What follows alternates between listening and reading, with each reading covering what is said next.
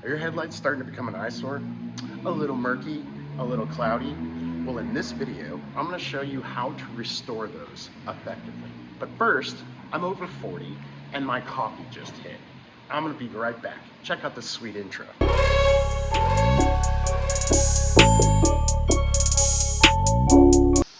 Whew.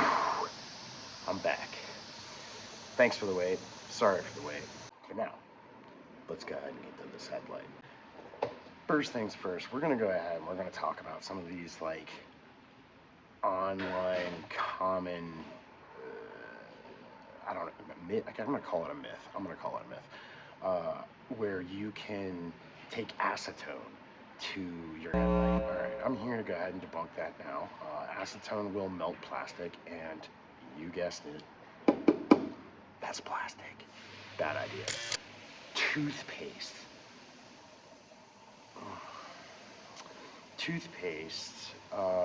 I think the reason why they're recommending that is because toothpaste has like a very, very, very, very light abrasive in it.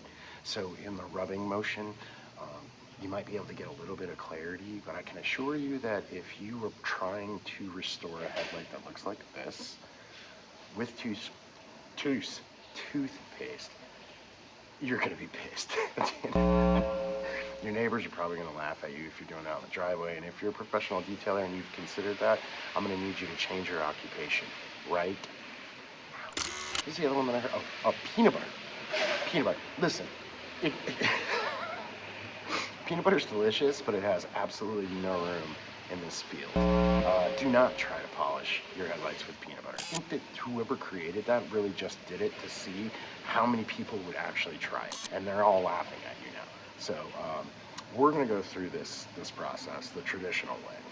In this video, you're going to get a 4-part step-by-step on how to take a headlight like this and hopefully turn it into a beautiful, clear, just majestic headlight. This is the headlight behind me.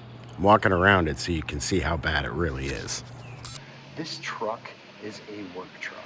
This truck has over 317,000 miles on it.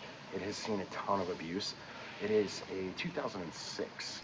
Just in case you were wondering, yeah, the other one is just as bad. So let's see, it's, let me do math things. 16, sure, we're going with 16. 16 years old, let's just say over 15. This plastic is over 15 years old. The cool part about it, plastic is, well, headlight plastic, is that it's extremely resilient. That being said, not too much. I don't want you going out there and jackhammering your headlights. All you need really is a little bit of masking tape. It doesn't need to be specific or super fancy. You can go to any auto parts store and pick this up. I think this is a 2-inch thickness. I like this because it gives me a little bit more play or wiggle room when I'm using my buffer. So it covers that much more areas. 800 grit sandpaper. You can buy this stuff at, I'm pretty sure Walmart sells sandpaper now in the automotive section, so just pick some 800 up. If not, it's 2023. We can get online and pretty much buy anything. You don't need much. If you could see, this is I think this is a 5 or 6 inch disc that I basically just cut in half because I have 2 headlights. So I'm going to start with this. Next step is going to be 1000 grit. Don't get confused by the P. Just look at the number. There you go. Look at that. Okay. And there's Ruthie Lee, my bulldog. But 1000 grit, 2000 grit, and last but not least, 3000 grit. This is really just like a refinement thing because I'm particular and I actually detail for a living. But it makes it a lot easier to get that like real clarity that you're looking for. So hopefully I can do that right now in front of you. So I'm gonna go ahead and tape this thing off, and then we'll start the process. Make sure to subscribe, man. You know what I mean? Just press that little button and ring that bell so that I can get, you get notified every time we, drop a new funky, fresh beat on how to do stuff like this. And basically tape all of this off first, because you don't want any of the sandpaper touching the paint.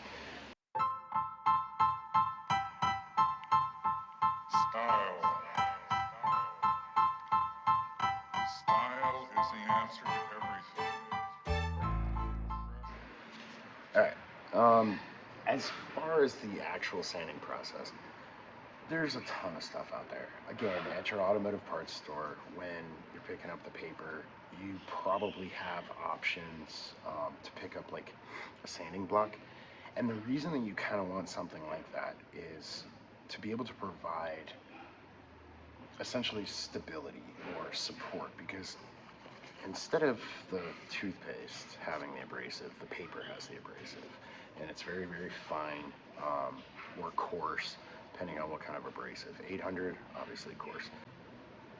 You want each one of those signatures in the sanding to be as consistent as possible. You don't want one to be right here as far as depth and then one down here as far as depth, because in order to get to the bottom one, you're going to have to compound or polish that headlight significantly, and you don't want to crack the lens by inducing too much heat or pressure.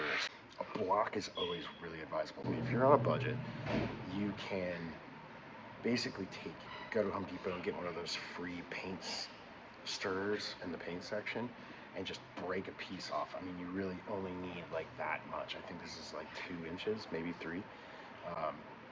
And then you just basically can wrap the paper around that.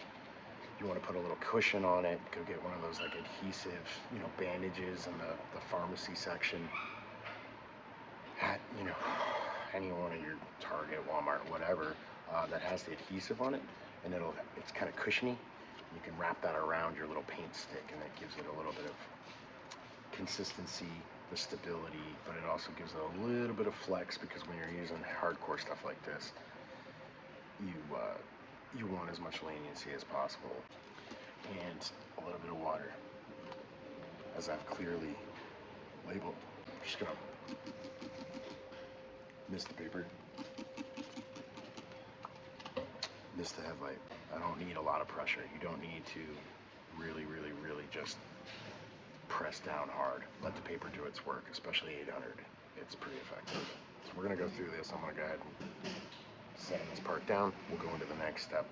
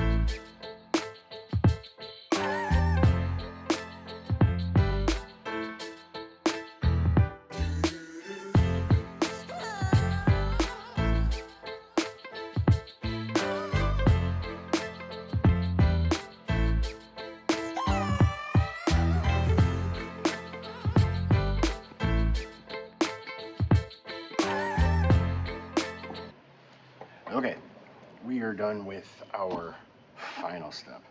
You can see this headlight's already starting to kind of come back. Wow. The next step is going to be compounding this thing, or polishing it out. You have options. If you're not a professional detailer and you have like a power drill, they now make adapters that come in like little kits for your drill. So you can just kind of do one of these things. Just remember not to put too much pressure on this when you're doing it. Let the polish and the pad do the work for you. It's not always about just pressing down or getting as aggressive as you possibly can to get the result that you need. Sometimes you need a little bit of that finesse. But we're going to go through, we're going to compound this, and hopefully, compound it, maybe polish it. I don't know, hopefully this light comes back to its original glory.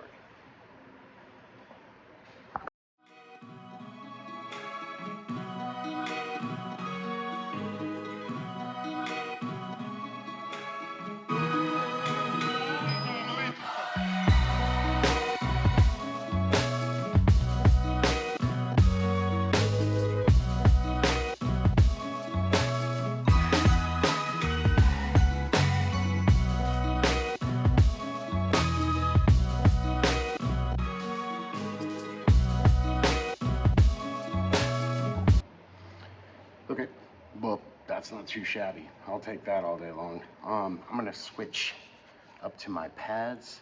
This is a little bit softer of a pad. It's not as aggressive as like a compounding pad. I'm gonna switch to a softer, nicer polish. We're gonna get just one more kind of pass over, get them clear. Then we're gonna switch over to the other one, repeat process, and then we'll do some afters. Sound like a plan?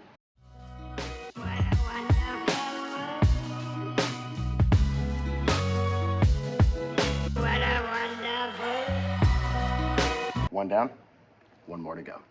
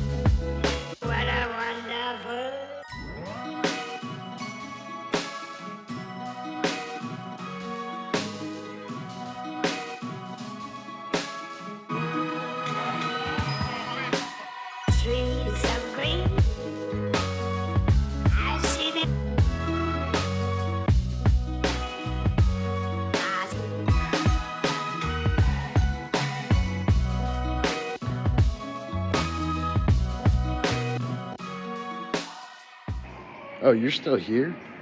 Well, if you've watched this long, you're probably waiting for those afters. Let's check them out. Not too shabby for 317,000 miles. Listen, if you like what you saw today, make sure to hit subscribe and ring that bell so you get notified the next time we drop a video. Thanks for watching.